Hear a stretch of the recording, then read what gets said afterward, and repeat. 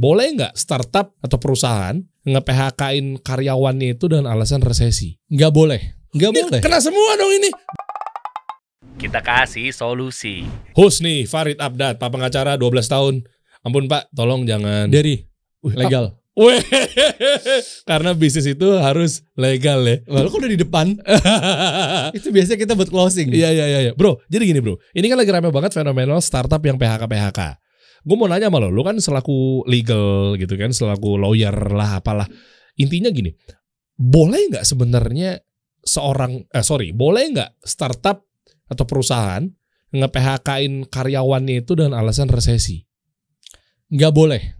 Ah serius lo? Nggak Ini boleh. kena semua dong ini. Bentar, lu pada demen kan nih. Hah? Korban-korban PHK lu pada demen kan? Sabar, tenang. Nggak boleh ya? Jangan jawab dulu ya. Oke, jangan jawab dulu. Terus juga rame lagi terkait mengenai perjanjian misalnya. Perjanjian bisnis sama partner. Ya. Ya kan? Itu kan juga jadi masalah tuh. Ya. Pesangon. Ini Ya. pokoknya legal, pokoknya gue tumpukin ke lu semua deh. Ya, sebelum lu nanti jawabin satu persatu ya. Pesangon. Cukup nggak di waktunya? Ini kita 4 hari gak sih rekam? Workshop dong itu, bukan podcast. Bener. Iya kan pesangon. Hmm. Terus gue suka banget sama statement lu ketika lu bilang gini. Sebenarnya probation, Masa percobaan karyawan, pegawai gitu ya. Itu kan juga tricky banget tuh. Yang lu bilang apa? Kemarin masa percobaan karyawan-karyawan nggak yang boleh. Banyak kesalahan orang masalah probation. Rekrut, kontrak, abis itu kamu saya probation ya, kontrak setahun, probation 2 bulan 3 bulan. Menurut lu lumrah kan itu? lumrah. Padahal nggak boleh. Melanggar undang-undang. Oh. Oke, menarik. Nanti jangan jawab dulu ya. Karyawan kontrak itu harus pakai perjanjian apa enggak? Ini kita mau bahas dari yang PHK resesi atau mulai dari awal? Dari awal nantinya. Mulai dari awal, oke. Iya, tapi artinya itu kan juga masalah juga tuh karyawan kontrak. Masalah. Karyawan kontrak, wow. Oke, jadi dari awal dulu ya. Iya, dari awal. Dari awal mengenai masalah pengusaha dulu. Oke. Karena di hukum ketenagakerjaan atau undang-undang ketenagakerjaan itu pengusaha atau pemberi kerja, orang selalu nangkepnya itu adalah perusahaan, PT. Ya. Padahal secara aturan di undang-undang ketenagakerjaan yang namanya pemberi kerja atau pengusaha atau perusahaan itu, ya, dia itu orang perorangan juga termasuk. Poinnya apa yang gue mau sampaikan? Jadi kalau bisnis lu masih UMKM, startup yang bilang gue masih perorangan bang segala macam, lu harus udah tunduk juga atau udah melek sama aturan ketenagakerjaan. Karena ini akan relate nanti bahasannya sama si karyawan kontrak, urusan PHK gitu loh. Jadi lu nggak bisa berlepas tangan. Aduh, gue masih perorangan, gue UMKM, gue nggak perlu tuh ikut aturan undang-undang ketenagakerjaan. Ini yang salah nih. Oh, oke. Karena di Undang-Undang Ketenagakerjaan yang bilang pemberi kerja atau pengusaha itu orang perorangan juga termasuk. Jadi bahasanya adalah pemberi kerja atau pengusaha PT itu adalah orang perorangan, badan hukum, badan usaha, PT, nah itu termasuk semuanya. Di sini dulu nih yang kita mesti benerin nih pemahamannya. Oke. Jadi apapun bisnis lu, apapun bidang usaha lu, bisnis lu harus legal, bukan gitu. Enggak. Lo langsung call to action tuh. Itu ke tagline lu tuh, gue tahu.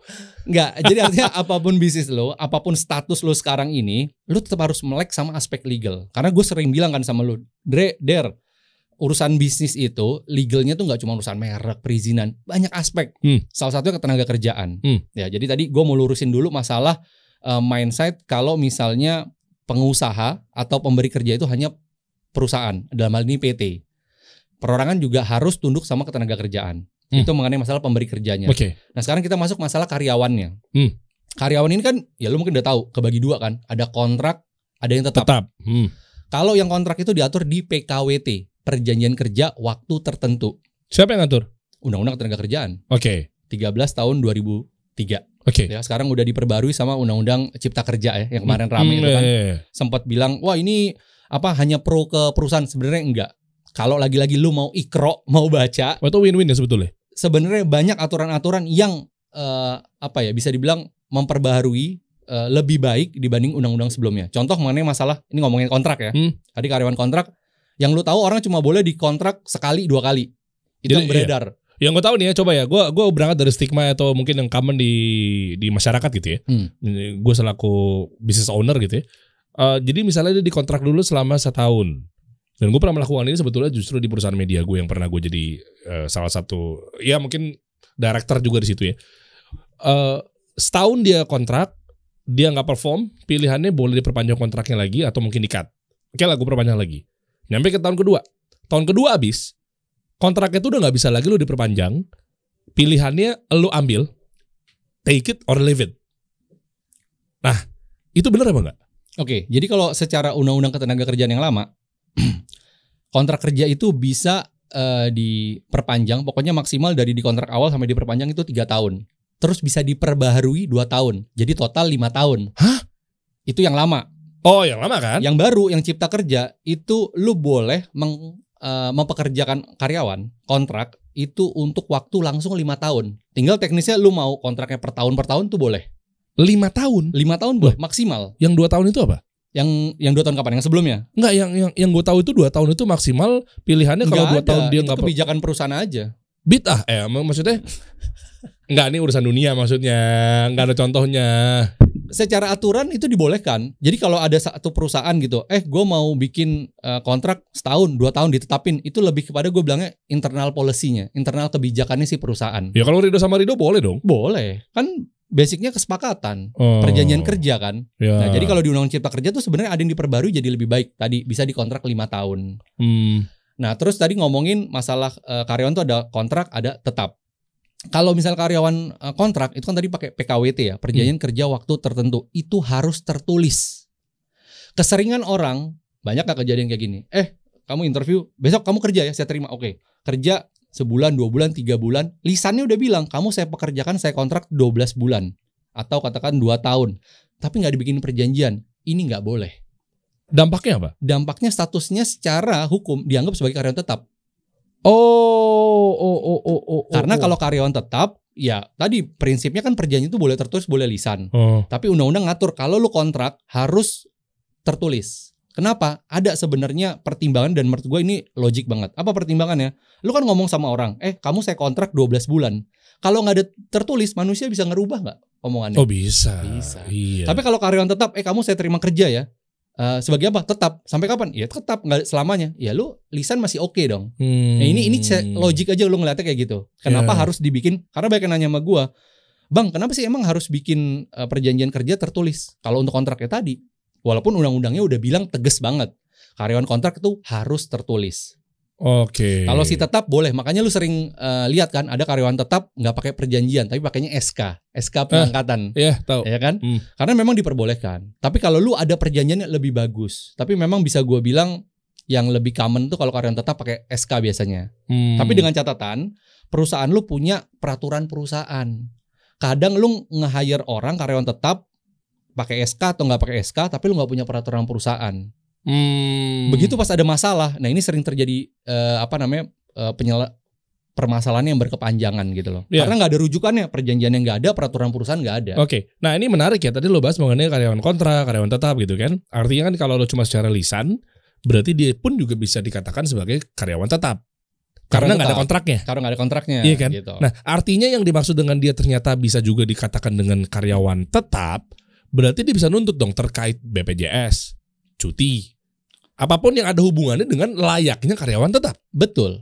Tapi tadi serius? Iya betul. Tadi yang lu sampaikan kayak BPJS, cuti itu sebenarnya udah hak karyawan. Itu boleh. Tinggal gimana kesepakatan lu aja. Kan banyak ini kesepakatan. Iya betul. Kan biasanya kan kalau kita karyawan kontrak ya mungkin ya tergantung kesepakatannya juga sih.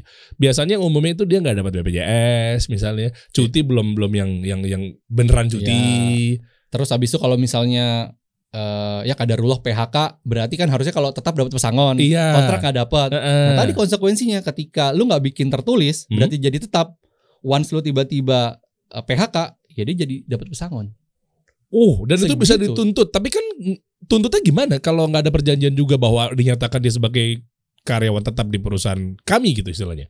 Bukti waktu pas orang-orang mengakui kalau dia pernah kerja di situ. Saksi ya? Saksi, dan yang paling penting satu, slip gaji. Bukti transfer pembayaran. Itu dianggap lu sudah mempekerjakan dia sudah terima kerjanya dan lu mempekerjakan dia. Oke, menarik ya. Kalau bilangnya adalah selaku perusahaan itu bilangnya di pentransferan itu ada berita. Kayak semacam berita acara gitu lah ya. Iya. Tulisannya misal di payrollnya nantinya tuh transfer untuk dairy dalam kurung masa probation atau dalam kurung karyawan kontrak sekian. Itu kan ada bukti dong, Iya. tercapture. Itu bisa gue bawa di persidangan nggak nantinya? Misalnya memang diperpanjang oleh si karyawan tersebut. Bisa banget. Berarti gue bisa menang dong. Kan ini kan tulisannya di gaji. Lu sebagai karyawan? No. Gue sebagai pemilik perusahaan. Tadi akan dikembalikan lagi sama si karyawannya ya. Ini terlepas dari karyawannya pakai lawyer nggak pakai lawyer atau dia ngerti. Iya betul. Dia akan bilang, tapi saya tidak pernah ada kontrak tertulisnya. Oh iya, dibalikin lagi. Berarti kan lu juga nggak tetap juga bisa dong. Karena kan nggak ada tertulis bahwa lu tetap di sini. Karena kan undang-undang yang bilang. Oh, Kalau karyawan kontrak harus tertulis. Konsekuensinya kalau misalnya dia nggak ada tertulisnya, ya Oh, udah. iya. Berarti selama dia bekerja berbulan-bulan, statusnya sebagai tetap. Nah, tapi gue menarik pengen ngebahas yang tadi lu bilang tuh. Ada slip gaji tulisan probation. Iya. Nah, yang sering terjadi kesalahan, karyawan kontrak itu di probation atau ada masa percobaan. Menurut lu boleh nggak? Lumrah nggak menurut lu? Ya sekarang, Der, kita rekrut karyawannya. Yuk, gimana? Kontrak aja deh setahun dulu. Probation nih, kita lihat dulu evaluasi. Terdengarnya kan kayak lumrah kan, wajar kan? Iya. Padahal nggak boleh secara aturan. Nggak bolehnya di mana, bro? Undang-undang Ketenagakerjaan bilang probation itu atau masa percobaan hanya boleh di karyawan tetap. Dan maksimal cuma 3 bulan. Gue banyak banget agak miris sih sebenarnya gue. Ada orang di probation atau di training, bahasa sekarang ya antara dirubah antara probation atau training. Intinya masa percobaan itu sampai 12 bulan. Ada yang sampai 2. Itu mah emang keparahan, bro. Itu dia makanya. Ini kan problemnya nih 2 nih. Antara si bisa jadi pengusahanya yang nggak ngerti masalah aspek legal kayak gini. Ya gue juga bilang lu secara karyawan juga nggak ngerti karena lu nggak pernah ingetin perusahaan lu. Harusnya kalau lu melek legal juga, lu kan ngasih tahu, Pak, Bu, bos, siapalah ini, lu kan bilang berdasarkan undang-undang Ketenagakerjaan tuh bilangnya begini. Kasih tahu gitu loh. Kalau emang lu nggak bisa kasih tahu pakai pendapat lu, argumen lu, ya lu bisa bawa ini ke ranah yang lebih tinggi, lu bisa laporin ke Dinas Tenaga Kerja, itu bisa gitu. Ada tahapan itu. Cuma intinya adalah kalau karyawan kontrak itu nggak boleh di probation. Pertanyaan yang sering muncul lanjutannya gini. Terus Bang, masa kita nge-hire orang langsung harus terima aja? Kita kan mau mengevaluasi dulu. Bahasanya dirubah, bukan probation tapi mengevaluasi. Oke. Ada tipsnya. Gimana caranya? Tipsnya adalah lu kontrak dia, pekerjakan dia untuk jangka waktu yang lu mau evaluasi. Misal lu mau evaluasi berapa? Perlu waktu 3 bulan. 3 bulan. Kontrak untuk 3 bulan. Tapi perjanjian kontrak. Kontrak 3 bulan. PKWT untuk 3 bulan. Bukan narasinya probation. Bukan. Oh, oke. Jadi setelah 3 bulan kan nanti ada KPI. Kalau KPI-nya bagus, performance-nya bagus, baru deh lanjut. Mau diperpanjang kontraknya atau diangkat jadi tetap. Wah, perpanjang kontrak itu berapa kali?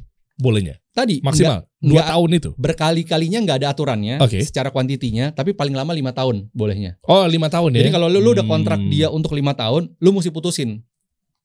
Kalau mau pekerjakan dia berarti harus jadi tetap. Oke, ini stigma 2 tahun berarti udah salah ya? Nggak ada itu ya? Ternyata yang nggak ada. Tapi dari dulu pun yang gue pahami ya, gue sering ngasih advice gitu ya, diminta untuk ngasih advice ke beberapa perusahaan. Itu setiap gue diskusi sama HRD-nya, itu mereka lebih bilang itu internal policy kita aja.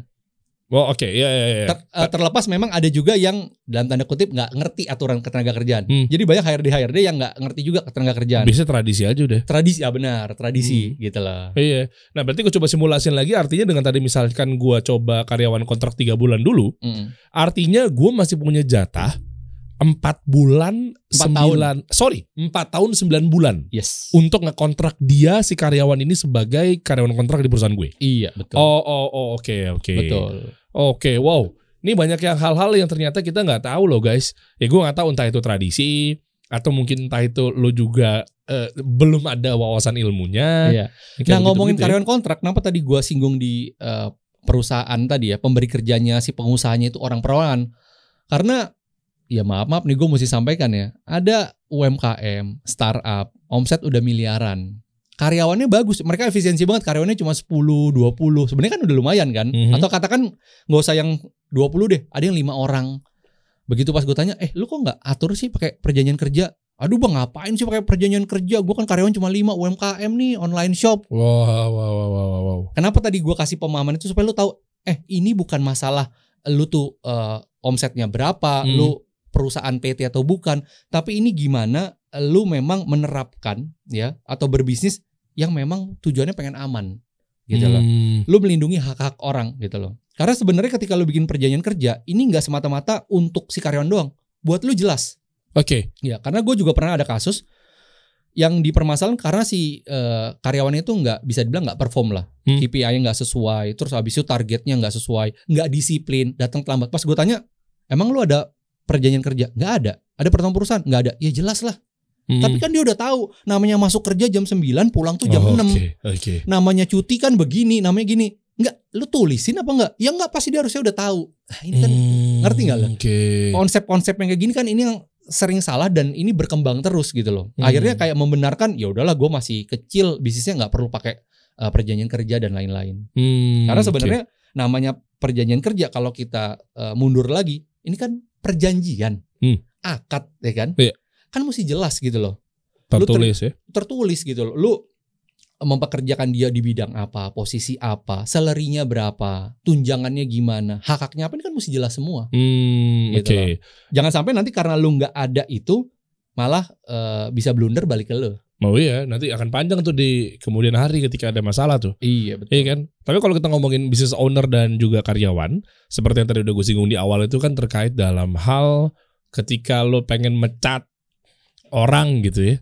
Artinya kan kayak startup yang lagi fenomenal sekarang itu kan. Nah itu kondisinya seperti apa? Apakah memang dia kalau karyawan kontrak tetap harus dapat pesangon? Ya kayak gitu-gitu. Sebenarnya boleh apa nggak? Tadi kan lo masih gantung tuh. Nggak boleh misalnya.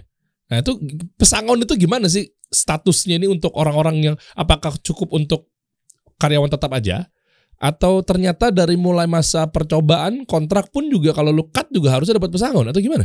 Oke. Jadi ngomongin PHK karena alasan resesi. Iya biasanya gitu tuh ngomongin PHK. Mohon maaf ya, karena sekarang resesi kita harus begini-begini efisiensi gitu. Nah ini kan force major, kan ada juga yang bawa force major kan. Omset kita turun, itu. bisnis kita merugi, kita harus melakukan PHK gitu-gitu ya. PHK karena alasan tadi, misalnya resesi itu nggak boleh. Aku nggak boleh. Kalau nggak sesuai dengan aturan. Oh oke. Kalau nggak sesuai dengan undang-undang, karena di undang-undang ketenagakerjaan tuh jelas banget nyebutin alasan-alasan PHK. Banyak banget. Apa aja tuh?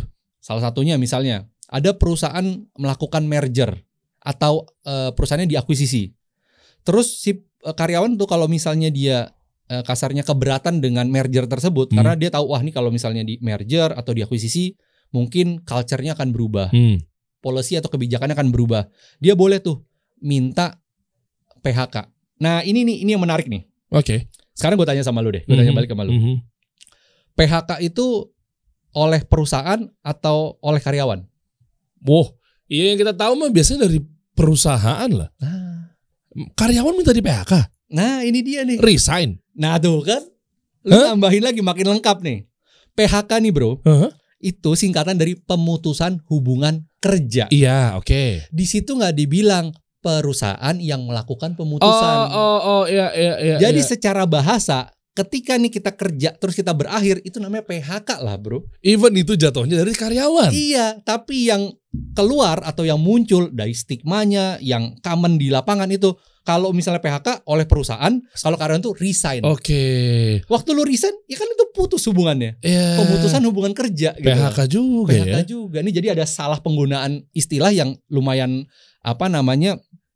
berdampaknya kemana-mana gitu. Dan kesan tuh kayaknya mencekam gitu. Kalau PHK tuh satu arah. Ini tingkat terzoliman terjadi antara perusahaan dan karyawan. Benar. Tanggung jawab lo perusahaan lo. Semena-mena lo PHK. Gimana ntar nih kalau ada karyawan yang istrinya lagi hamil? Iya. Anaknya masih bayi. Betul. Anaknya lagi sakit. Nah gitu-gitu kan kesana tuh perusahaan terus. Betul. Sementara kalau ketika dia cabut itu juga udah PHK untuk diri sendiri kepada perusahaannya. Kan terjadi pemutusan hubungan kerja. Lagi-lagi PHK itu adalah pemutusan hubungan kerja, bukan perusahaan yang memutuskan hubungan kerja. Itu jadinya PPHK dong kalau kayak gitu kan.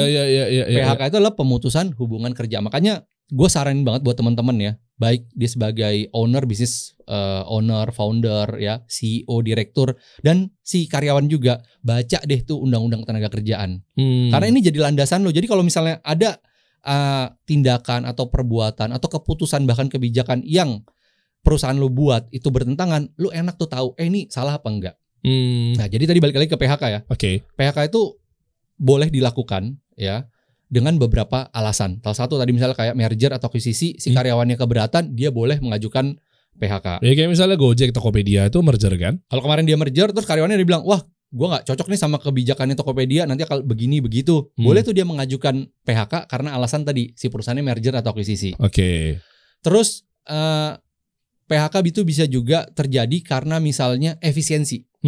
Nah, efisiensi ini banyak yang dipakai sama resesi sekarang. Ini yang kita akan bahas nih. Oke, makanya undang-undang tuh sebenarnya membolehkan ketika ada tujuannya gara-gara resesi.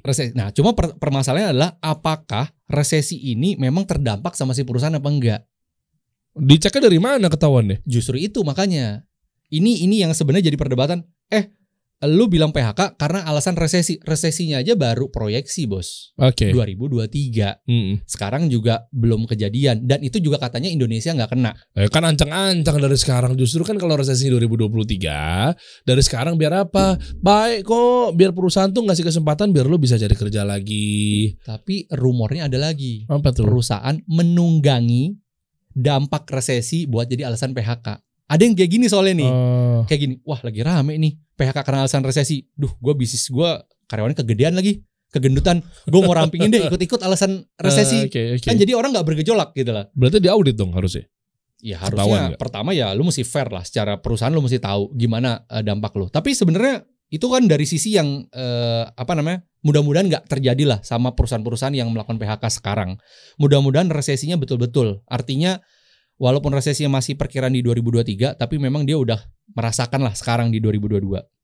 Tapi gue nggak bisa bilang resesi itu benar-benar nggak boleh atau nggak berdampak, karena nyatanya ada yang benar-benar terdampak akibat pandemi, walaupun udah selesai. Jadi kenapa? Jadi ada beberapa perusahaan itu yang mereka coba survive dan struggle selama pandemi. 2020, 2021. Pas 2022 ini bener-bener mereka tuh udah gak punya bensin lagi, udah gak punya oksigen. Jadi ya udah, sekarang ini bulan-bulan ini di akhir tahun mereka harus melakukan efisiensi. Oke. Mereka melakukan PHK. Nah kalau kondisinya seperti itu sebenarnya boleh-boleh aja gitu loh. Karena tadi kan alasan efisiensi diperbolehkan. Tapi ya lu mesti terbuka, lu sampaikan sama si karyawan. Karena banyak yang tadi, karena ini lagi momennya PHK massal, ngambil kesempatan gitu bro. Jadi udahlah, gue melakukan PHK aja dengan alasan resesi gitu loh. Kayak gitu tuh. Terus abis itu yang dilanggar adalah hak-haknya. Apa aja misalnya? Kayak misalnya karyawan itu kalau di PHK itu haknya sebenarnya yang pertama ada uang pesangon. Kita udah sering dengar ya. Oke, ini baik itu kontrak maupun tetap? Oh enggak, kalau kontrak enggak ada. Kontrak kalau ada ya? Kontrak itu adanya namanya sekarang berdasarkan Undang-Undang Cipta Kerja. Nah ini salah satu aturan yang di undang-undang sebelumnya nggak ada. Namanya uang kompensasi. Berapa nilainya? Itu proporsional. Kalau di bawah 12 bulan ya proporsional dikali berapa dia udah. Oh, pro rata? Ya, pro rata lah kayak gitu. Perhitungannya kayak gitu. Oke. Jadi ada tuh uang kompensasi. Kalau untuk karyawan tetap itu ada nih 3 komponen. Namanya uang pesangon, uang penghargaan masa kerja, sama uang penggantian hak. Nah, ini masing-masing itu ada di Undang-Undang Ketenagakerjaan. Mungkin kalau gue jujur nggak terlalu hafal detail ya. Tapi itu bisa dilihat kok. Artinya contoh aja paling sederhana. Kalau lu udah kerja setahun tapi kurang 2 tahun itu berapa kali gaji. Yang kayak gitu-gitu lah. Itu dia banyak sampai 9. Kalau uang pesangon itu sampai 9 tahun. Di atas 9 tahun itu udah 8 kali gaji kalau gak salah. Saran gue teman-teman bisa baca itu kok. Itu bisa dipublish kok dan bisa dicek aja. Ih, pada malas baca juga sih kadang sih. Baca. Jadi ada uang pesangon, ada uang penghargaan masa kerja, ada uang penggantian hak. Nah ini 3 komponen ini. Oke. Kayak gitu. Nah, lu perlu tahu tuh. Tadi ketika lu melakukan PHK, si hak-haknya si karyawan ini pastikan lu udah pikirin juga. Karena jangan sampai tadi lu bikin kebijakan untuk PHK dia, tapi lu nggak perhatiin nih masalah tadi pesangonnya dan lain-lain. Yang sering ditanyakan juga, ya kita kan lagi efisiensi. Kita melakukan efisiensi karena kita nggak mampu bayar gaji dia. Gimana masalah si pesangon? Ya lu bisa rundingin. Ada skema namanya di dalam penyelesaian hubungan ketenagakerjaan tuh namanya bipartit. Artinya kita saling diskusi gitu, musyawarah lah sebenarnya. Oke. Lu ngobrol gitu sama si karyawannya. Kita benar-benar bisnisnya merugi nih karena faktor ini, kita harus melakukan efisiensi. Nih harusnya kamu dapat pesangon katakan misalnya 10 gitu loh. Tapi kita cuma bisa kasih kamu 5, kamu setuju nggak? Ya kalau dia setuju kan balik lagi. Oh, Janjian oke. kan, kesepakatan Iya, kan. iya. Dan boleh dicicil nggak? Boleh. Boleh ya? Asal ada kesepakatan. Oh, pesangon tuh boleh dicicil ya? Asal ada kesepakatan. Gimana? Berapa tenornya apa segala macamnya? Maksimal? Tergantung kesepakatan. Nggak masalah. Nggak masalah. Tapi kalau dia bilang bahwa gue udah nggak bisa, nggak tahu gimana caranya, itu bisa dituntut tuh perusahaannya. Kalau memang dia benar-benar merugi dan bisa membuktikan, ketika dia bilang rugi, mekanismenya dia nggak bisa bilang cuma rugi, tapi dia harus melakukan namanya likuidasi atau pembubaran. Oh. Kalau dia mau bilang saya rugi karena punya utang, berarti tuh skemanya kalau lu pernah dengar namanya pilot. Oh iya. Gitu. Iya. Jadi ini prosesnya banyak gitu. Kayak waktu itu ada Bank Bali ya, Bank Exim. Gue agak lupa sih yang bank-bank dilikuidasi itu. Ya. Dulu, maaf kalau salah ya. Ya. Tapi kan sempat hampir juga Arta Graha, cuma ternyata nggak jadi. Ya. Gitu-gitu. Pokoknya kalau sederhananya kalau perusahaan mau tutup, itu namanya dibubarkan, prosesnya likuidasi. Yeah. Jadi likuidasi itu artinya pembubaran. Sesuai undang-undang PT itu disebutnya pembubaran itu adalah likuidasi. Oke, dan itu bisa dituntut nggak? Dengan cara apapun, bawa ke ranah hukum si karyawan ini ketika mungkin dari musyawarahnya itu dia merasa gue belum ridho nih. Apapun bentuknya, mau dicicil nggak ridho. Sampai di titik yang mana gue nggak tahu deh, cicil aja pun juga gue nggak tahu, jual ginjal aja gue kayaknya udah dua-duanya nih gitu, nggak bisa yang mati ya orangnya kalau dua-duanya. Gimana tuh? Prinsipnya sebenarnya gini bro, setiap orang tuh boleh memperjuangkan haknya. Kalau dia ngerasa dia punya hak, dia mau nuntut orang, itu boleh-boleh aja secara hukum. Tinggal kan nanti bapak hakim, ibu hakim kan yang akan mempertimbangkan ini tuntutannya berdasar apa enggak. Setelah misalnya diproses, ada tahapannya nih. Kalau ketenaga kerjaan tadi kita bipartit tadi musyawarah. Kalau enggak kita bisa tripartit. Itu melibatkan mediator. Okay. Mediator itu orang ketenaga kerjaan, dinas ketenaga kerjaan di bawah Kementerian Ketenaga Kerjaan. Okay. Kita bisa melibatkan dia, bikin laporan, bikin permohonan, kita libatkan dia. Katakan enggak selesai di situ deadlock, kita bisa tuh nyelesainnya ke pengadilan. Pengadilannya khusus, namanya Pengadilan Hubungan Industrial. Oke. Gitu. Nah kita lu bisa tuh ngajuin sebagai karyawan ya, si karyawannya boleh tuh ngajuin gugatan ke situ. Ya udah nanti diproses. Hakimnya kan akan panggil perusahaannya dan si karyawannya kan, kamu kenapa nggak bayar pesangon? Nih ceritanya ya, pas di persidangan lah, kamu kenapa nggak bayar pesangon si dia? Dia katanya punya pesangon di kamu 100, kok kamu nggak bayar? Atau kamu cuma bayar 10? Ya dia kan jelasin, akan buktiin, kita bangkrut pak, kita lagi proses tutup, ini hasil audit kita bla bla. Ya dia harus buktiin. Okay. Jadi nggak bisa cuman lisan lu alasan ke karyawan, lu gue pecat, lu gue PHK, kenapa? Perusahaan kita rugi, kita bangkrut. Itu nggak bisa. Nggak bisa tuh. Itu dampaknya malah jadi kena pidana si perusahaannya, ownernya, let's say direkturnya. Ya kalau misalnya yang dituntut adalah hak-haknya, ya dia bisa bawa tadi ke ranah ke hubungan industrial tadi, ketenaga kerjaan. Tapi kalau karena statement-statementnya dia berbohong, apalagi dia tambahin dengan bukti-bukti bohong, nih lo kita rugi padahal nggak rugi, nah itu pidana tuh. Mau masuk ya? Bisa masukkan pidana. Oke. Gitu. Memang harus jelas sih teman-teman ini terkait perjanjian apa segala macam, clear. Cuma biasanya kalau kita ngomongin perjanjian itu nggak lepas dari materai bro. Nah sekarang pertanyaannya gini bro. Materai itu sifatnya wajib. Gue diingetin sama netizen, bukan materai, meterai tulisannya. Meterai, ME bukan MA. Meterai. Oh yang benar materai. Gue diingetin sama netizen gue. Malah lu sendiri diingetin ya? Gue diingetin emang waktu itu karena gue nyebutnya materai. Kita kan biasa sebutnya materai. Karena memang di produknya sendiri tulisannya meterai. Emang iya? Coba buka. Penasaran lo? Penasaran gue. Meterai. Coba buka. Meterai ya? Meterai. ME. Coba eja spell METERAI. Nggak mungkin. Materai. Materai Pak pengacara. Udah ngotot salah nih gue nih, malu banget. Nah, tuh lu lihat. Pengacara gue lawan udah bukan bidang lu.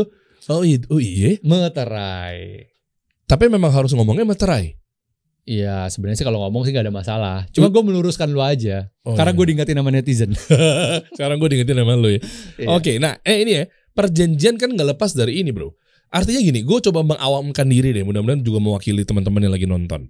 Kan sifatnya itu kan katanya semakin banyak angkanya semakin kuat tuh perjanjian. Ya. Gue gimana nih? Mudah-mudahan ini gak ada yang tersudutkan sih. Kemarin gue bisa tanda tangan sama salah satu pihak. Gue gak mau nyebut lah pihaknya dan udahlah ya, pokoknya mau itu BUMN apa bukan. Intinya adalah tiba-tiba tanda tangan gue itu di belakang harus 5 nama gue. Jadi dia tuh ngatur perjanjian itu bukan kayak, ini sekalian kita bahas perjanjian ya, lu kan mungkin paham dan ahlinya.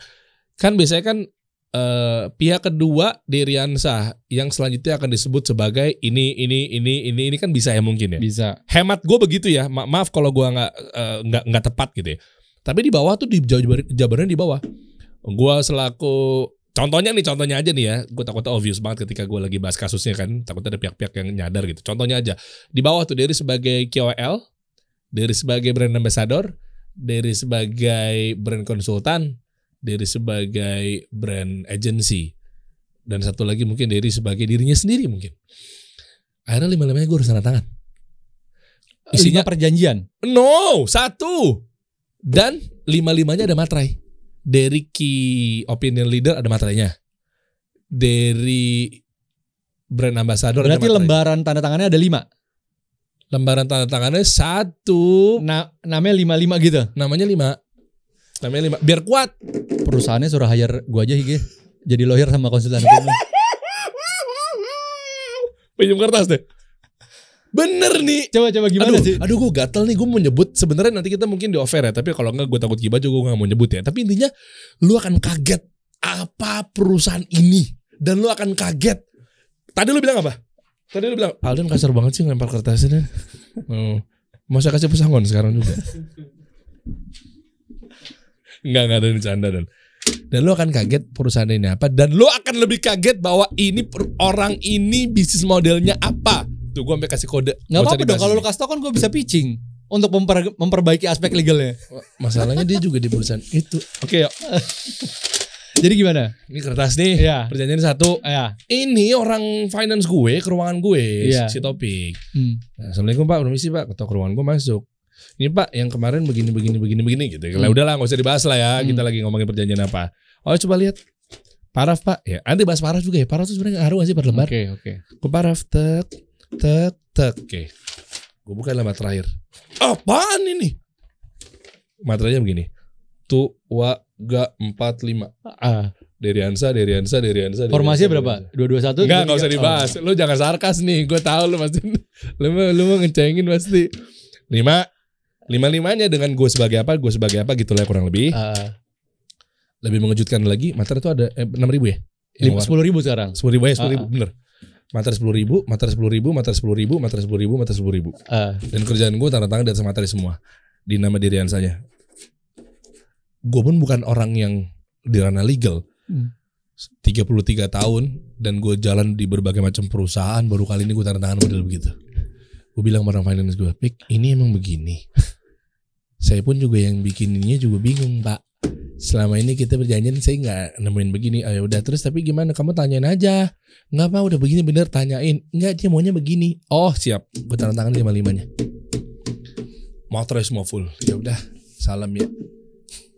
Dan lu akan kaget sih dia itu perusahaan apa. Gak apa-apa dong lu kasih tahu. Gak usah di sini dong. Gak usah di sini. Gue pengen pitching abis ini. Nggak untuk memperbaiki gimana pemahaman dan struktur administrasi legal. Iya udah nanti kita ngomong di belakang. Tapi pertanyaan gue itu gimana? Emang begitu banget? Lu buang-buang kertas. Materai kertas bukan sih?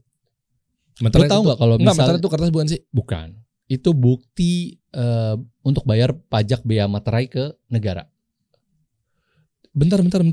Jadi materai itu adalah sebagai bukti untuk bayar pajak ke negara. Bea materai, pajak bea materai ya. Oh bukan biaya, ya. Pajak bea materai ke negara. Supaya kalau dokumen ini dijadikan bukti, itu dia udah bayar si pajak beanya materai tadi. Nggak sebentar, artinya kalau kayak gitu berarti itu bukan menjadi syarat sah untuk perjanjian dong. Yang bilang materai syarat sahnya perjanjian siapa? Bapak gue deh tuh nuduh deh tuh gue. Dari orang dulu. Orang dulu. Itu nggak benar. Materai bukan syarat sahnya perjanjian. Nih lo jangan ngomong aneh-aneh. Ini banyak orang tua nonton. Gue dari tadi nggak ngomongin pasal ya. Orang tua kalau digituin, lo akan dibilang, anak muda, Anda tahu apa? Lo nggak usah. Nih channel saya nih bener-bener the real smart people loh. Gue dari tadi nggak ngomongin pasal kan? Nggak ngomongin pasal kan? Nih biar terlihat lawyer beneran nih, gue akan ngomongin pasal nih. Gue akan ngomongin pasal nih. Jadi biar lo kelihatan. Kalau pengacara beneran harus pakai pasal. Harus pakai pasal. Coba buktiin kalau lo berani pakai KUHP yang mana yuk. Wah lalu main pidana aja. Nih. Lu simak baik-baik ya. Di pasal 1320 KUH Perdata, Kitab Undang-Undang Hukum Perdata, itu ngatur syarat sahnya perjanjian tuh. Nih gue akan sebutin. Yang pertama, adanya kesepakatan para pihak. Ya, kesepakatan apa? Tuh bentuknya dengan tadi lu tanda tangan, nanti lu paraf, nanti gue akan jelasin paraf juga. Terus abis itu sekarang ditambahin juga kadang-kadang suka cap jempol, ya. Lu kalau notaris sekarang cap jempol kan? Tahu. Ada cap jempol. Nah, itu bukti kesepakatan. Makanya sepakatnya para pihak dibuktikan dengan tanda tangan. Makanya kenapa orang bilang kalau bikin perjanjian tertulis lebih kuat, karena kalau lisan tadi lagi-lagi, lu nggak bisa membuktikan kesepakatannya dia karena nggak ada dokumentasinya. Bisa jadi bohong. Bisa jadi bohong kan, bisa jadi dirubah. Dulu gue mau ngasih lu 5 juta, tiba-tiba gue ralat, gue mau ngasih lu 1 juta aja. Nggak ada perjanjian, nggak ada dokumentasinya. Jadi yang pertama syarat sahnya perjanjian adalah harus ada kesepakatan dari para pihak. Yang kedua, pihaknya itu harus cakap, bukan cakep ya. Cakap. Cakap tuh gimana? Cakap tuh dia sudah dewasa secara hukum. Terus abis itu dia cakap itu kalau misalnya perusahaan yang mewakili perusahaan siapa? Direktur kan? Ya berarti bisa tanda tangan direktur. Kalau misalnya direkturnya lagi di luar kota, di luar negeri, perjanjian mesti tanda tangan. Siapa yang tanda tangan? Manajernya. Bisa. Gimana supaya dia cakap? Dia harus pakai surat kuasa. Ditunjuk sama direktur. Nah itu yang kedua. Jadi harus cakap. Atau biasa gue sering bilang pihaknya nih valid lah. Ya, jelas.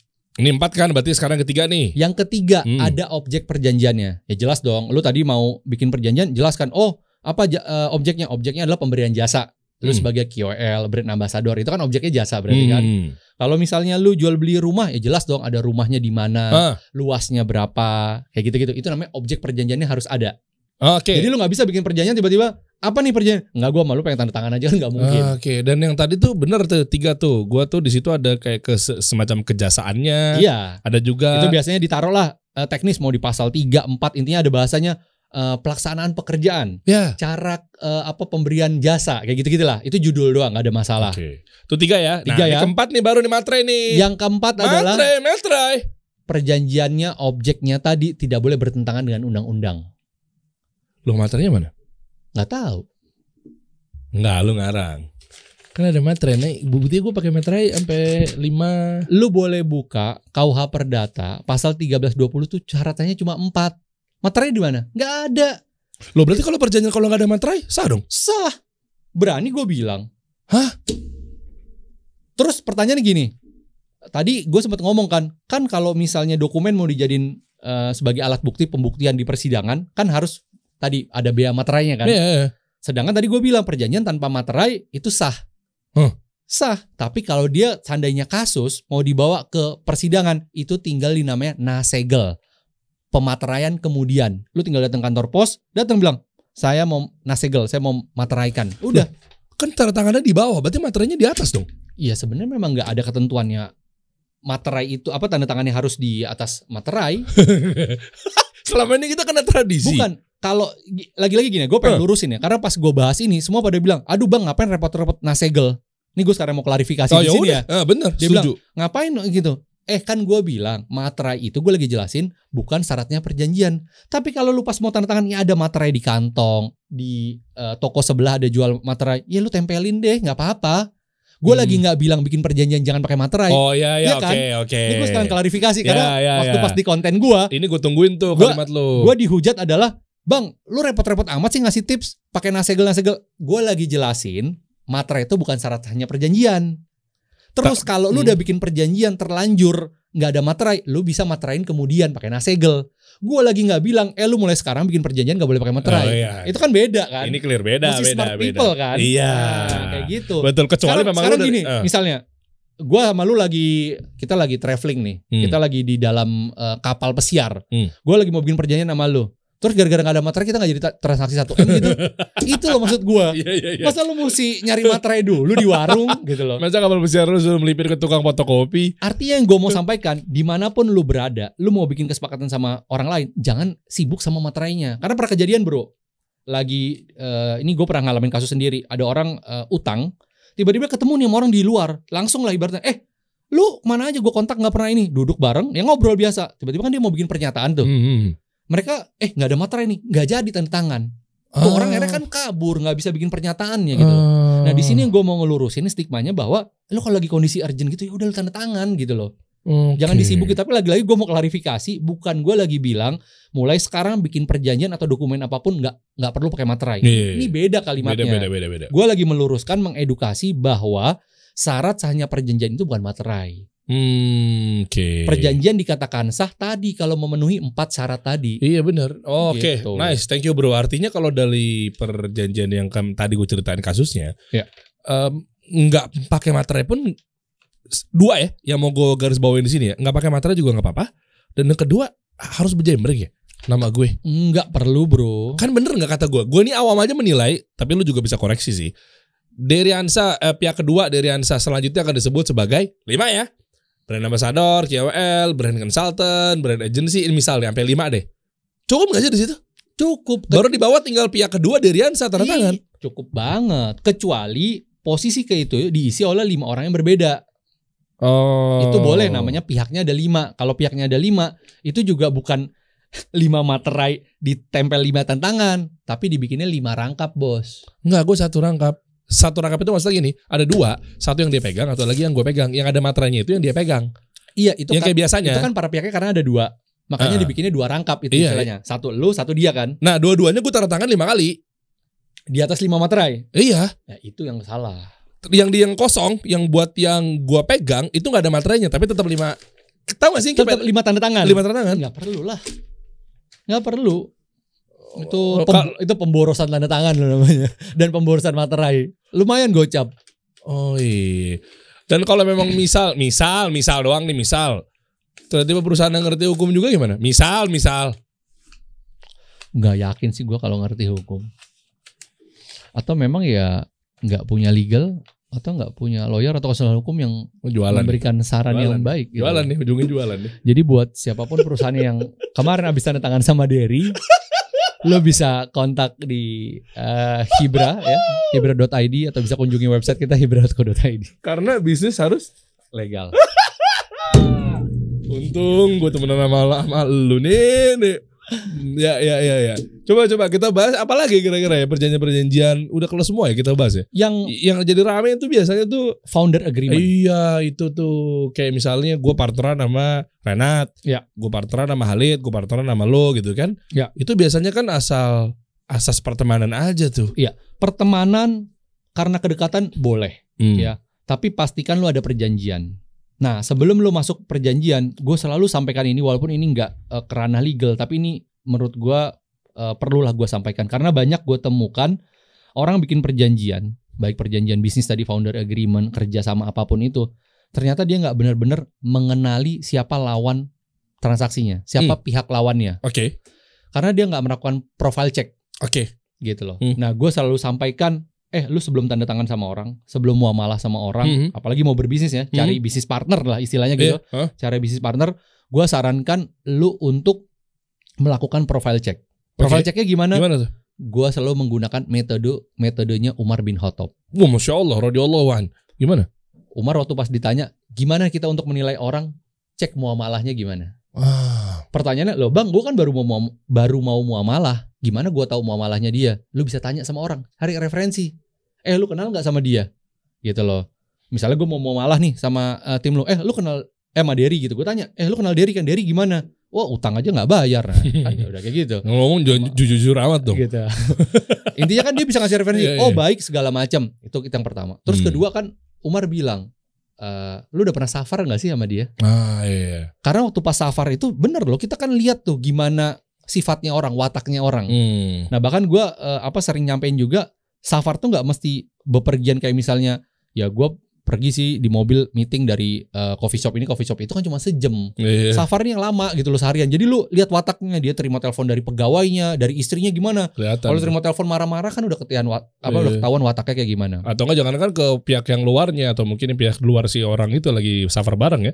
Bisa jadi mungkin gara-gara kita sering bareng berantem tuh, ada tuh emosi, egois. Benar. Ya kan kelihatan semua idealis, macam-macam gitu. Nah, terus buat melengkapi tadi, selain safar juga lu silaturahmi ke rumah keluarganya. Maksudnya ke rumahnya dia gitu. Lihat di keluarganya dia gimana. Gitu loh, sama anaknya gimana. Kalau pas sama anaknya aja udah marah-marah, ngebentak-bentak, lu bisa pertanyakan, nih sama keluarga aja begini, gimana sama partner?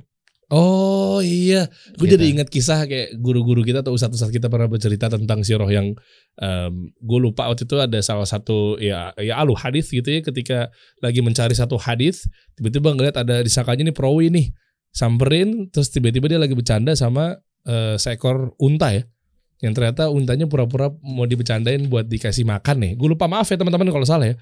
Dibecandain, ternyata bohongan iya. gitu.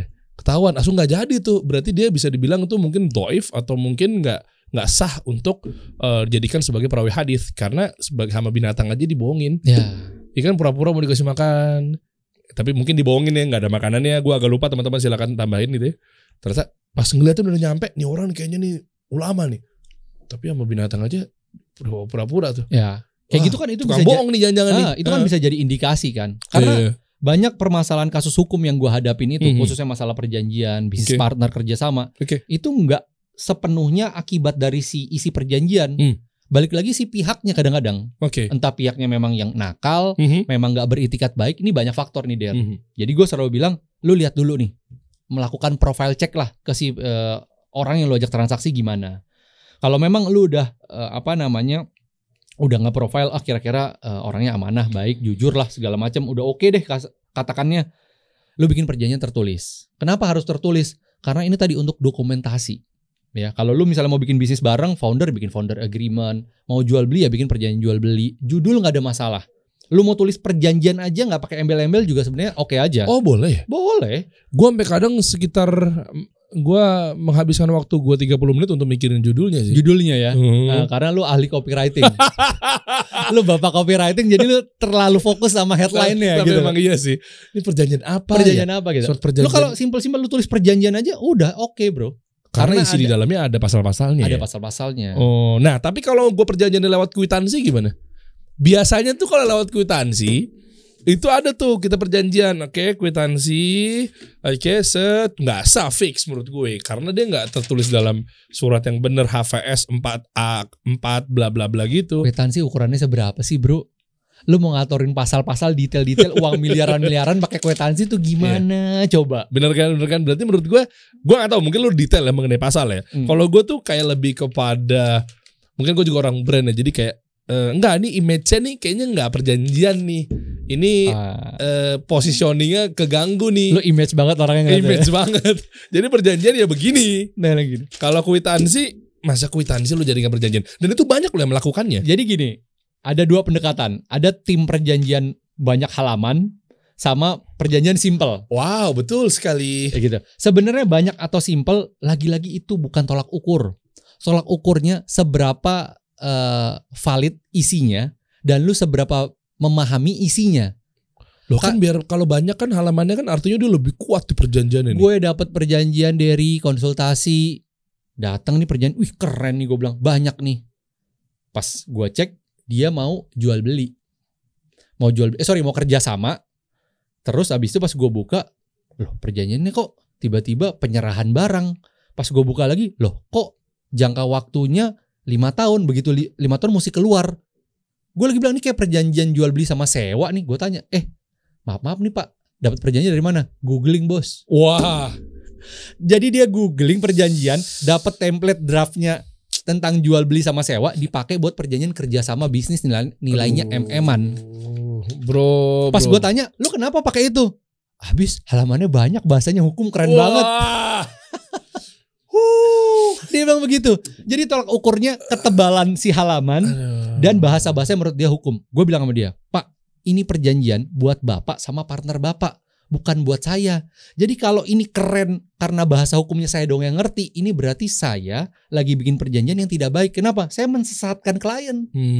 Makanya gue kalau bikin perjanjian itu, gue coba dari sisi bahasa, dari sisi pemahaman, nih klien gue paham gitu loh. Karena kalau ada apa-apa, yang dituntut bukan gue. Gue kan cuma legal drafternya doang. Cuma yang bikin perjanjiannya. Yang bermasalah kan lu berdua gitu loh. Makanya gue kadang-kadang suka, ya ini buat para CEO dan para founder ya. Kalau lu bikin perjanjian pakai misal lawyer atau konsultan, pastiin lu baca. Apalagi yang bikin bukan lawyer atau konsultan, lu mesti lebih baca lagi. Lu suruh staff lu segala macam, lu baca deh isinya. Jangan udah oke, saya tanda tangan ya gitu. Enggak kayak gitu. Lu mesti pahami karena kalau ada apa-apa, ya balik lagi lu kan harus tanggung jawab. Nah ini menarik ya kalau ngomongin soal kayak semacam perjanjian apa segala macam ya. Tadi kan dibahas mengenai kayak ketebalan, kekurangan. Gue juga pengen coba agak, maaf ya, nyikat juga, tapi di ranah gue ya. Lu kan juga berpikir bahwa kayak ngapain gue ikutan workshop Dery mengenai marketing, branding. Kan di googling banyak ilmu-ilmunya. bertebaran. Gue lagi-lagi nggak menyalahkan si pemilik domain atau si pemilik media portal tersebut dengan memberikan informasi ilmu yang luar biasa. Ya top, saya menghargai dan mengakui bahwa ya mungkin Anda juga sudah berkontribusi gitu kan di ranah halayak publik. Tapi maksudnya juga nggak bisa juga semua disamaratakan sih sebetulnya. Ya kan maksudnya lo hal-hal ketemu teman aja oknum ada. Apalagi lo nggak kenal orang itu siapa. Satu, dan yang kedua, lo bisa memvalidasi dari mana kalau itu terkait dari siapa sumbernya, siapa kreatornya. Sama kayak tadi kan, gue juga tahu tuh perjanjian lewat aja cari ya biasanya template perjanjian kerjasama. Jutaan bahkan miliaran artikel-artikel di luar gitu ya. Sama kayak ilmu juga, apapun itulah bentuknya. Nah cuma gue pengen lu edukasi deh ke teman-teman. Mungkin kalau gue kan tadi dari ranah si brandingnya, marketingnya ya. Kalau dari ranah lu seperti apa? Artinya apakah memang gue harus memakai satu jasa yang betul-betul gue door to door ke kantor-kantor, atau mungkin notaris, kenalan? Berarti gue nggak boleh banget googling gitu? Nah itu gimana sih? Sebenarnya lu mau googling, cari template boleh aja. Tapi pastikan lu sesuaikan. Sesuaikan sama kebutuhan lu. Jadi lu pakai template dari manapun gak ada masalah. Walaupun kayak misalnya kalau kayak klien-klien gue ya, order perjanjian ke kita, gue selalu bikin gini, gue selalu pengen tahu dulu bisnisnya apa. Jadi gue akan bikin perjanjian itu bentuknya master draft. Jadi lu bisa pakai di kerjasama yang lain. Kan lebih efisiensi kan buat lu kan. Betul. Dibandingin setiap kontrak datang bayar gitu. Gue akan bikin, lu perjanjian apa kerjasama? Lu sering bikin kayak gini? Gue akan tanya gitu. Oh sering, kita rutin nih gitu loh. Oh ya udah. Lu gue bikinin satu master draft yang nanti setiap lu bikin perjanjiannya tinggal lu ganti nama pihaknya, ganti misalnya kalau misalnya barang ganti uraian barangnya, keterangan deskripsi barangnya, terus harganya. Fine kan, enak kan? Semuanya nggak perlu lu rubah gitu loh. Nah itu kan lebih efisien. Kalau gue sih bikin ke klien-klien gue seperti itu. Jadi lebih efisien juga dan lebih produktif juga sih buat kerjanya gitu. Wah ini komplit loh kita bahas mengenai perjanjian loh teman-teman nih, dari mulai karyawan probation yang kata lo tadi bilangnya apa kesimpulannya, nggak bisa ya di probation kecuali memang tertulis ya kontrak. Kalau karyawan kontrak itu harus tertulis. Kalau probation sebenarnya nggak ada. Probation nggak boleh untuk karyawan kontrak. Dia untuk karyawan tetap. Iya, gitu kan panjang banget dan lu harus paham ya. Udah kita bahas satu persatu. Artinya kalau pengen tahu lebih lanjut mungkin buat teman-teman misalnya nggak mau repot kehati-hatian lu, apalagi terkait dengan legalitas perusahaan karena memang bisnis harus legal. Coba kita cek dulu deh Hibra Consulting. Wih mantap. Sekarang kantornya udah di SCBD bro. Kliennya banyak, dipercayain sama orang-orang. Allahumma barik. Lihat deh Husninya aja. Husni guys, gue tahu banget waktu itu lu kita awal-awal ketemu tuh konten tuh lu 1000 followers ya. Iya. Artinya alhamdulillah biiznillah karena Allah alhamdulillah dipercayain sama banyak orang. Knowledge dari Husni juga bukan main-main, udah belasan tahun gitu di dunia lawyer, legal apa segala macam. Sekarang jadi 71. Kemarin gue lihat baru 66.000. Ini mentor saya dan guru saya. Untuk perkontenan dia jagonya. Sama-sama lah kita lah. Iya kan, artinya kan berarti kan banyak teman-teman juga mendapat manfaat gitu ya. Nah sampai-sampai lu juga punya satu perusahaan Hibra itu kan. Iya. Nah itu mungkin buat teman-teman silakan ya. Ada ya kira-kira apa nih produk-produk dari Hibra buat teman-teman untuk perusahaan-perusahaan untuk ya pengen tahu lebih lanjut ketika pengen melegalkan bisnisnya yang selama ini mungkin banyak kesalahpahaman, selama ini sering dapat syubhat, selama ini sering dapat kesesatan, Anda ikutin tradisi, lebih banyak contohnya bukan berarti dia yang benar, tapi Anda harus sesuai dengan riwayat yang benar. Iya kan, tolak ukurnya kan bukan karena banyak-banyakan nih. Betul. Iya kan, kayak tadi misalnya kata orang-orang pakai materai. Iya. Materai nggak ada, gue nggak mau tanda tangan. Nggak, ini proyek 5 miliar. Enggak. Sobek. Bikin perjanjian baru lagi, gue mau ada materainya. Kan kayak gitu-gitu kan tradisi bro. Tapi mesti dilurusin, takutnya ada yang nontonnya sepotong nih. Materai bukannya jadi nggak perlu gitu lah ya. Kalau lu bisa ada materai silahkan. Tapi yang meyakini ya atau menggunakan pemahaman materai syarat sahnya perjanjian itu salah. Itu mesti diklarifikasi. Itu ya tadi ya teman-teman bisa nonton ulang ya. Tadi ya ngomong-ngomong adegan merobek, gue juga baru kepikiran. Kalau tiba-tiba perjanjian kita nih kayak ada adegan karena emosi, udah kalau gitu kita bubarin aja. Ini udah nggak sah? Ya kan belum tanda tangan kan? Enggak, udah tanda tangan. Tapi sah nggak ini? Ada satu lagi nggak rangkapnya? Oh, anggaplah nggak ada. Ya kalau nggak ada, ini bubar ya. Tergantung nih. Ini masih perdebatan nih. Karena sebenarnya ngerobek ini secara perbuatan, lu berarti kan sudah menganggap perjanjiannya batal. Ya itu maksud gue. Tapi di lawan pihak gue bisa bilang enggak dong. Kalau lu mau ngebatalin perjanjian, ya kita bikin namanya pembatalan perjanjian. Tertulis lagi. Selagi lu nya nggak mau tanda tangan itu masih berlaku. Masih berlaku itu. Selagi lu nggak mau, bener-bener gua nggak mau batalin, kabur-kaburan apapun itu, meskipun udah disobek yang, nah, sekecil ini nih, ini berlaku nggak nih? Ini bukan orang pengen ngebatalin perjanjian nih. Tapi lu emang pengen nyampah. Gitu. Lu pengen nyampah. Produk-produknya dong Ibra dong. Nggak, tapi gue pengen lurusin sebentar tadi. Coba. Kan lu ingat ya, gue bilang syarat-syaratnya perjanjian ada 4 ya. Pasal 13, 20 KUH Perdata. Yang 1 sama kedua itu kalau tidak terpenuhi itu dapat dibatalkan, dapat dimintakan pembatalan. Kalau misalnya yang ketiga keempat itu nggak terpenuhi itu batal demi hukum. Oh, gitu. Jadi kayak misalnya nih, pas gue tahu nih, gue kerja sama Kasih Solusi. Tiba-tiba pas gue liat, loh ini kok tanda tangan bukan Dery, yang tanda tangan si Fulan, gitu loh. Fulan juga nggak ada surat kuasanya. Gue bisa minta pembatalan tuh. Gue mau batalin. Ini lu nggak sah nih, gitu. Sederhananya kayak gitu. Karena kan tadi terkait sama pihak. Ya. Tapi kalau yang ketiga keempat, misalnya contohnya, tiba-tiba pas gue liat perjanjian, ini mungkin perjanjiannya diselipin hal-hal yang dilarang oleh undang-undang gitu misalnya, ya. Mungkin bukan dengan lu lah, mungkin gue bikin perjanjian sama orang, tiba-tiba dia pas gue baru baca lagi ternyata wah ini ada barang terlarang atau memang barang-barang yang nggak boleh diperdagangkan secara undang-undang. Nah itu otomatis tanpa gue bikin state, tanpa gue ngajuin pembatalan ke pengadilan, tanpa gue ngerobek kayak gini, itu udah batal. Udah batal. Gitu. Oh iya. Jadi ini ada 2 kondisi nih mesti gue kasih paham dulu. Oh iya. Detail ya kayak gini-gini tuh kita memang nggak bisa ngasal sih. Memang harus sama orang yang tepat. Serain nama ahlinya nih kayak tulisan yang ada di sini nih. Lihat ya. Ketika kita mau berbisnis nggak usah dipaksain tuh. Serain aja sama ahlinya. Oke. Kayak gitu. Semua bisnis harus legal. Gue kejebak lagi. Coba kita lihat.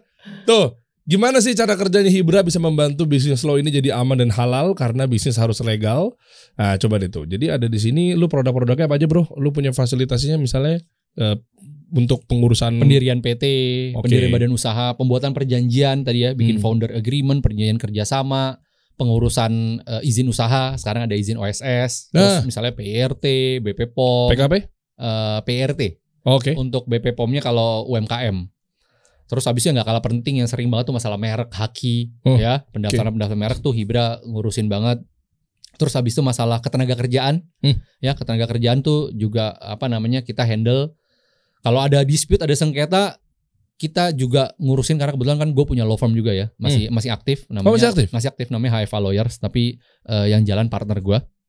Ya di situ kita nanganin tuh kasus-kasus yang kayak litigasi, somasi itu kita di situ. Oh, gitu. Okay. Yang ya sesuai dengan saran Pak Dery kan brandnya mesti dipisah ya. Jadi brandingnya mesti dipisah. Gitu. Jadi ya kita bedain. Nah, terus tax juga kita sekarang handle ya untuk pelaporan pajak, untuk audit dan tax planning kita sekarang ada. Banyak juga ya. Coba ke sosial medianya dong. Hibra, banyak juga lo bro sekarang ya. Ada Hibra, Solvin.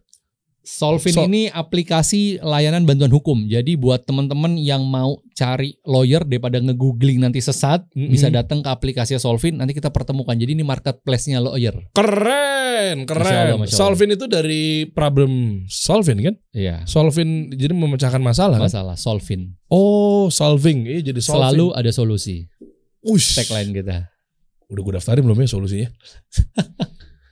Oke, enggak mundur dulu dong Aldan. Tuh, kamu mau saya somasi Aldan. Ada konun. Ini ya legal buat ke bahasa Arab nggak sih isinya? Gue pernah buka-buka tuh. Maaf saya nggak ngerti isinya. Ini media startup tentang hukum, bisnis sama investasi di Indonesia tapi berbahasa Arab. Emang kita targetnya ke Middle East. Oh, Timur Tengah. Karena banyak orang-orang Middle East yang mau invest, yang pengen tahu tentang Indonesia tapi kekurangan literasi. Jadi di Konun nih kita memberikan informasi. Ya, Terus ini gimana bahasa Arab ya? Lu emang ada kan soalnya kan kalau di Latin kan Husni kan memang ada tim. Perawakannya kan perawakan face-nya Chinese ya. Jadi maksud gua saya mungkin yang Arab banget tuh, ya kan. Perbuatan tidak menyenangkan nih Anda nih. Ampun Pak, jangan disomasi Pak. Perbuatan tidak menyenangkan kalau seperti ini. Ya jelas lah, tidak perlu diragukan lagi mukanya Arabian begini kan berarti kan. lebih banyak di websitenya mungkin kalau. Coba buka kononindonesia.com. Kononindonesia.com. Coba. Saya mau baca dulu bentar ya. Simak ya, maksudnya ini kira-kira apa aja nih produk-produknya. Coba buka dulu dong. Bentar ya teman-teman ya, ini coba aku jelasin. Karena takutnya nih orang-orang lu, keluarga lu tinggal di Timur Tengah itu gak paham mengenai hukum seperti apa. Coba saya baca ya. Jangan lu baca bismillah tuh. Itu bukan bismillah tuh. Ini menunya mana sih? Konon itu artinya hukum. Jadi hukum Indonesia. Oh, hukum Indonesia. Ya, kononindonesia.com. Coba bawa lagi. Nih, nggak ada yang Indonesia nih. Nih, bapak gue nonton ini. Gue jangan kelihatan bego banget nih. Coba bentar. Oh, gitu. Apa ini kalau boleh tahu isinya? Seputar hukum, investasi, bisnis gitu loh. Oh, bentar, atas. Oh, ini waktu lu perjanjian tanda tangan sama PLN ya? Ya itu tentang PLN sama Arab Saudi. Tuh, gitu. tahu Terus kan? ada masalah G20 gitu juga. Kita angkat gimana G20 apa namanya tuh, berita-beritanya. G20 tuh berarti gimana sih bahasa Arabnya? Apa? G20. Itu cuma lantunan doang. Jaga informasi, cek aja deh Hibra deh. Kita ngomongin perjanjian udah lengkap semuanya di sini deh. bisnisharuslegal.com ya. Ya sekarang gue juga si tagline ini akhirnya gue bikinin jadi platform der. Gue bikinin IG-nya plus gue bikinin websitenya untuk ngisi artikel edukasi tentang bisnis buat UMKM Mas Startup. Mana platformnya? bisnisharuslegal.com. Lu buka aja. Jadi gue bikinin jadi platform bisnisharuslegal.com. Kita sharing-sharing informasi semua segala macam. Wah boleh juga nih, coba deh gue sambil cek-cek semua informasi seputar apa tuh perjanjian. Iya perjanjian. Pendaftaran merek. Abis itu lu bisa buka ke bawah ke artikel tuh juga bisa. Oke. Nah itu kita info juga layanan kita tuh ada curhat legal, pendirian usaha, legalitas. Oh, gitu. Oke. Terus kalau tentang masalah hukum, kan lu bahas mengenai hukum ya. Ini berita yang gue dapat dari Detik News tuh tentang terorisme yang terjadi di Astana Anyar. Motornya ini tuh KUHP hukum syirik tuh. Perangi. Lu jangan mancing lu Der. Ini yang diberitakan ada. Ya kenapa terus lu KUHP sama syirik gitu terus? Ini kan ada yang ngomong begitu sih terorisme. Jadi kenapa bisnis tuh harus legal ya? Justru gue mau membasmi biar nggak ada lagi paham-paham terorisme di negeri ini. Kok ada hubungannya, bener kata lo? Apa hubungannya KUHP sama syirik apa segala macam? Bener nggak? Iya. Itu. Tuh lihat motornya tuh. Motornya tuh ya. Lah ada aja lo ya. Ini membuktikan bahwa jenggot-jenggot pada ngumpul di sini. Kita juga cinta NKRI, nggak kayak. Kita dari tadi ngomongin hukum positif Indonesia. Mantap. Hibra.id. Motornya tuh. Sakit loh. Pikiran lo. Kita kasih solusi.